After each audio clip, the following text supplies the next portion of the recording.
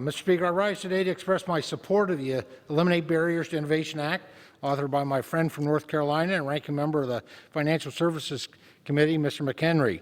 The CFTC and the SEC has a long history of collaboration in financial market regulation, and the working group created through this legislation will continue to build on this good work. Digital assets present unique new questions for regulators. How and where do these assets fit into the existing regulatory regime? What new standards are needed to continue to meet our bedrock principle of customer protection? Where do the CFTC and SEC need to adjust their regulations to address the novel features and purposes of digital assets?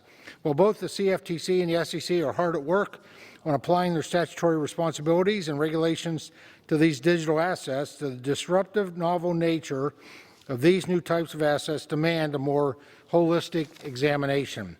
This working group, with its mix of CFTC, SEC, and non-governmental members, will be well placed to examine these important questions. The Eliminating Barriers to Innovation Act is a step forward in providing clear rules of the road for the creation, exchange, custody, and the use of full sweep of these new assets.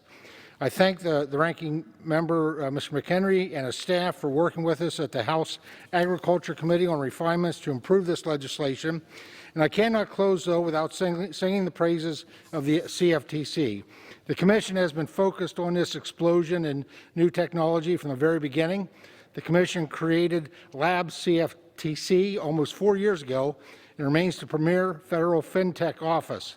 They have proven themselves to be an agile regulator and adept at understanding new technologies and their implications. The Committee on Agriculture has welcomed these developments and sought to strengthen the CFTC's authorities and resources to meet the challenges in regulating these new financial products. The bill before us today complements these efforts. I look forward to working with Mr. McHenry and Chairwoman Waters on this and other legislation and oversight to build upon this work. I urge my colleagues to support financial innovation and vote yes on this important legislation, and I yield back to the balance of my